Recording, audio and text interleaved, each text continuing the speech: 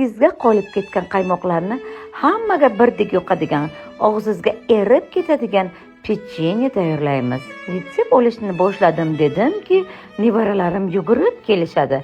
To'yir Malikjon bilan Safiya bugun menga yordam berishadi. Home Center Sharifjondan olgan cho'pirchalarimni ham bolajonlar rosa mazza qilib yong'oqlarni ezib olishdi. Pechenyalarimni pishirayotgan vaqtim eshigimizni qo'ng'irog'i jiringlab qoldi.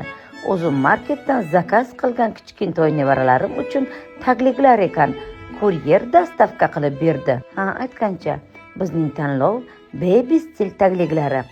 Bu tagliklar bolajonlarimga juda ham yoqadi. Cho'ziluvchan va namlikni o'tkazmaydi.